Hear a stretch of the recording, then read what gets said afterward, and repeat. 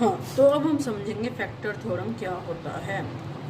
Factor theorem पहले तो उसके लिए हमें पता होना चाहिए कि फैक्टर क्या होता है। किसी भी नंबर का यानी x, मान लो कोई नंबर है x, उसका फैक्टर है y, यानी अगर हम x को y से डिवाइड करेंगे तो उसका जो रिमाइंडर होगा वो हमेशा 0 होगा। इसे बोलते हैं फैक्टर, यानी जो y है वो x का फैक्टर है। ठीक है, तो एक पॉलिनोमियल है px, जिसकी फॉर एग्जांपल हमने ले लिया 3x cube minus 3x² plus 4x minus 12। For example मैंने ये पॉलिनोमियल ले लिया, तो इसके अंदर मैं x की ऐसी कौन सी वैल्यूज पुट करूं कि इसे पुट करने के बाद जो ये सारा इक्वेशन है इसका सम 0 आ जाए, इसकी इक्वेशन की वैल्यू जो है वो 0 हो जाए। हम इसको फाइंड कैसे करेंगे? जो x की ये पॉसिबल वैल्यूज होंगी हम उनको बोलेंगे फैक्टर्स।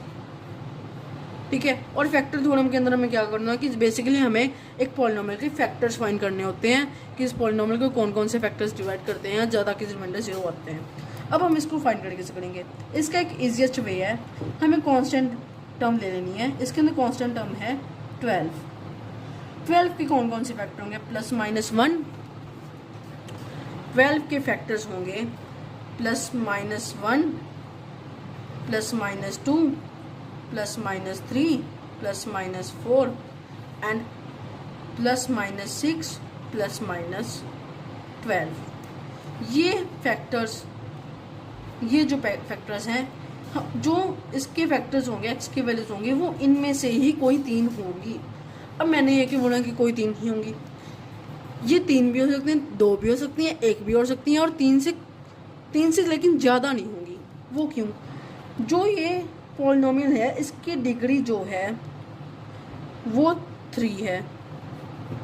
तो अगर जो पॉलिनोमियल की डिग्री होती है हमेशा फैक्टर या तो उतनी ही होती हैं, मैक्सिमम फैक्टर्स उसकी डिग्री ही होती है, उससे या तो कम भी हो सकते हैं लेकिन उससे ज़्यादा नहीं हो सकते। अब हम इसको फाइंड कैसे करेंगे? अब क्वेश्चन आता है कि हम इसके फैक्टर्स फाइंड कैसे करेंगे। पहले तो हम रिटर्न टेन लेंगे। फॉर एग्जांपल मैंने ले लिया,